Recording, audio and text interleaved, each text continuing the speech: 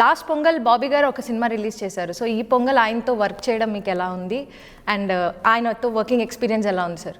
ఏదైనా ఒక సమిష్టి కృషిని నమ్ముతాను నేను ఇప్పుడు. సమిష్టి కృషి దాని ఫలితమే వాళ్ళ ఈ ఒక పిక్చర్ డాకు మహారాజ్.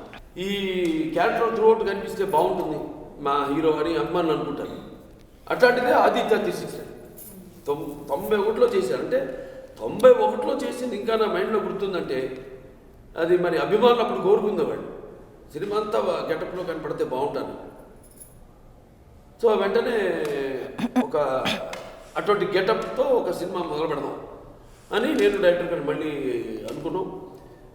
అక్కడి నుంచే ఈ డాకు మహారాజ్ అన్న ఒక మంచి నేపథ్యాన్ని ఎన్నుకుని, అంటే మా సినిమాలో మెసేజ్ ఉంటుంది. అఖండ అంటే దేవుడి జోలికి, అదే ప్రకృతి జోలికి వచ్చినా లేకపోతే పిల్లల జోలికి వచ్చినా ధర్మం జోలికి వచ్చినా దేవుడు సహించడు. ఒక సాచురేషన్ పాయింట్కి వచ్చాక దేవుడు ఒక అవతారం ఎత్తక తప్పదు. అది ప్రత్యక్షంగా కావచ్చు లేకపోతే పరోక్షంగా మనిషి రూపంలో కావచ్చు అన్న మెసేజ్ ఇచ్చాం.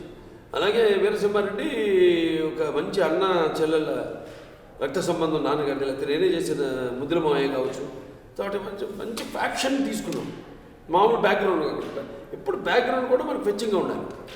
అలాగే ఈ సినిమా కూడా ఆదిత్య తీసిన గెటప్లో ఇచ్చి ఒక మంచి బ్యాక్గ్రౌండ్, ఒక డెజర్ట్ని తీసుకుని దాని చుట్టూ కథ నల్లడం జరిగింది. ఒక మంచి మెసేజ్.